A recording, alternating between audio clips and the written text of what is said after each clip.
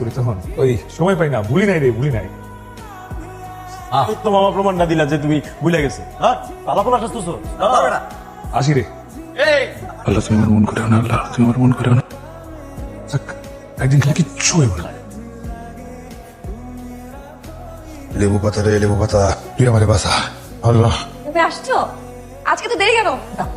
কি ব্যাপার, তোমার চোখ লাল কেন? সারাদিন কাজ করছো তো, টায়ার্ড। দেখি।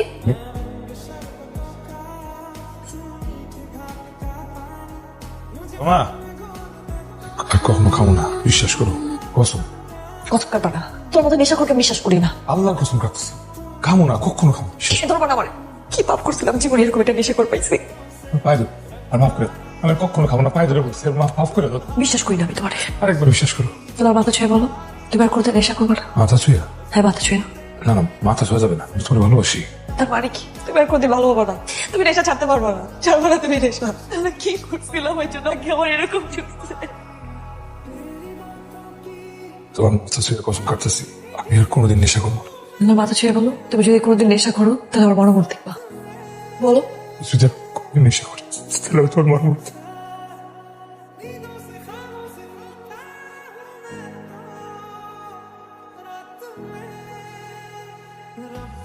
হ্যালো প্রেমা, কতদিন পর, কেমন আছো তুমি? আরে তুমি তো আমাকে ভুলেই গেছো। একদমই ভুলি নাই। আচ্ছা শোনো, কাল শুক্রবার আমার বাড়িতে তুমি ইমন ভাইকে নিয়ে কিন্তু প্লিজ আসবা। শিওর, অবশ্যই আসবো। তাহলে কাল দেখা হচ্ছে, বাই।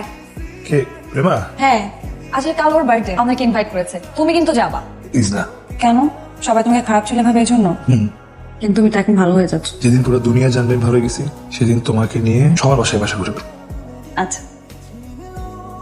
ইমান ইমান কি রে ওরা? আরে ভাবিরে দেখলাম মাল ক্যামেরা বাইরে গেছে, আজ পায় ঢুকে বললাম অনেকদিন তোর লগে মাল খাই না। আমি ছেড়ে দিছি খাও। বইটরে আমার 10টার মধ্যে চলে আসবে, জেসকা। আমরা কি বয়ে থাকো? আমি তো বললাম আমি খাবো না, তোরা খা। আরে বেটা দরস না, খা। আর তোরা আগে মানা করছিস আমি খাবো না। তোর পাঠাইছি কি লেগে? না আমি খাবো না, সমস্যা কি? আমি খাবো না। এই তো কামাই প্রত্যেকদিন মাল তোর বাইরে বয়ে থাকো। দোষ তোর কইতাছিল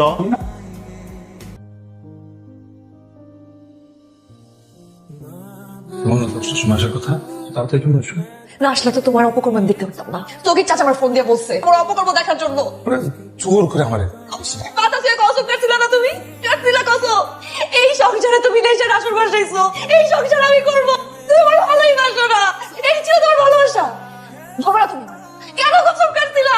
কেন এটা করলা তুমি? কেন করলা? আমি আমি একা করে আসছিলাম না এই বাসায়। আমি একা করে এই বাড়ি থেকে বের হয়ে যাবো। আমি তোমার সংসার করব না।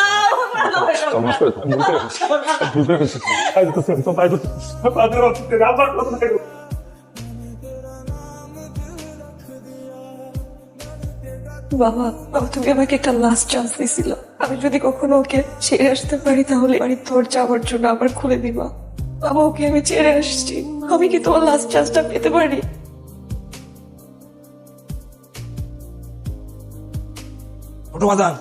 কথা বলবে।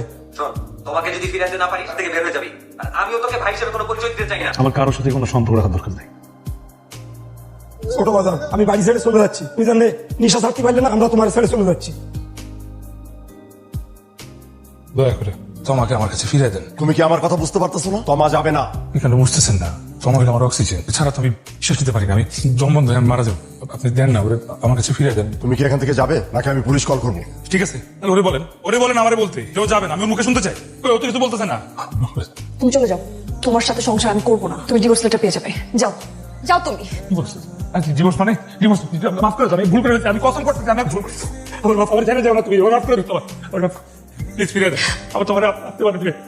তোমা, এই তোমা, তোমা একটা বড় কথা শোনো, তোমা প্লিজ মাফ করে দাও, তোমা তোমা মাফ করে দাও, তোমা।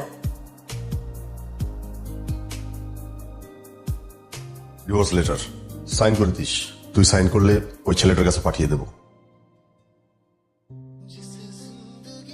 ওটা ধরো। তুমি আমাকে বারবার ফোন দিচ্ছ কেন? তুই ফিরে আস, তোমা আসো প্লিজ।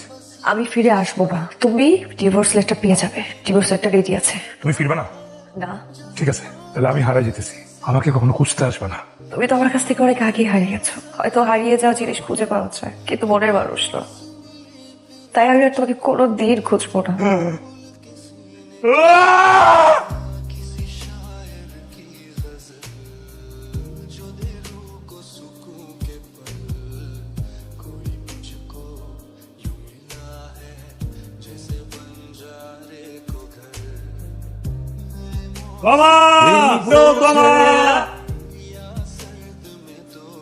একদিন সব পাখি ঘরে ফেরে, সব নদী ফুরায়, জীবনের সব লেনদেন থাকে শুধু অন্ধকার মুখোমুখি বসিবার।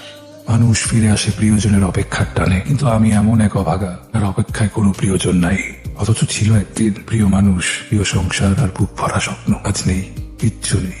অবশেষে ফিরে এসেছি নিজের ধূসর নীড়ে। প্রিয় ইমন, আমি তোমার কাছেই ফিরে এসেছিলাম, কারণ আমি তোমাকে ছেড়ে কেউ ছেড়ে যেতে পারিনি। সৃষ্টিকর্তা আমার ভেতর তোমার অস্তিত্ব টিকে রেখেছে।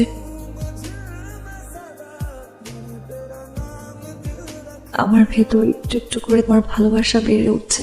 তুমি বাবা হবে, আমি মা। জীবনের এই কঠিন সময় তোমাকে আমার পাশে খুব প্রয়োজন, কিন্তু তুমি নেই। বারবার তোমার খোঁজে এসে ক্লান্ত হৃদয়ে ফিরে যেতে হচ্ছে। যখনই ফিরে এসে আমার চিঠি হাতে পাবে, প্লিজ সব অভিমান ভুলে ছুটে এসো। আমি তোমার অপেক্ষাতেই থাকবো চিরকাল। তুমি এসেছো বাবা, খুব ভালো হয়েছে। তোমার কোথায়? তোমার একটা জিনিস বহন করতে করতে ক্লান্ত হয়ে গেছে। ইমন, তুমি আর এলে না। আমি তোমার অপেক্ষায় থেকে থেকে ক্লান্ত। প্রতিটি মিনিট লক্ষ কোটি বছর মনে হতো। প্রিয় মানুষের অপেক্ষা কতটা যন্ত্রণা থাকে আমি ভালোই টের পেয়েছি। আমি তোমার সন্তান জন্ম দিতে চাচ্ছি। ডাক্তার বলেছে আমার অবস্থা ভালো না, জানি না বাঁচবো কিনা, জি বা মরি। তুমি নিশ্চিত থেকো, আমি তোমাকে ভালোবাসি। তুমি আর কোনো রাগ অভিমান জমে রেখো না। আমাদের ভালোবাসা এমন এক ভালোবাসা যা আমরা কখনো উদযাপন করতে পারিনি, জীবন কাটাতে পারিনি। শুধুমাত্র রূপকথার গল্পের মতো একটা সম্পর্কে জড়িয়ে আছে। তাই আমাদের এই মায়াময় ভালোবাসার উপহার হিসেবে তোমার জন্য রেখে যাচ্ছি রূপকথাকে। তোমার মেয়ে রূপকথা।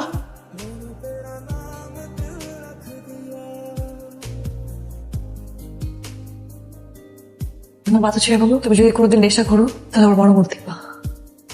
তোমা, বারবার মনে হচ্ছে আমি তোমায় খুন করেছি, অথচ বিশ্বাস করো সেই দিনের পর থেকে আমি কখনো নেশা করিনি।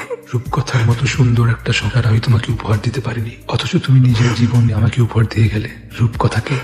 এই জীবনে তো পারিনি, কিন্তু মৃত্যুর পরের যে জীবন, সেই জীবনে আমরা নতুন করে সংসার করব। তুমি, আমি আর আমাদের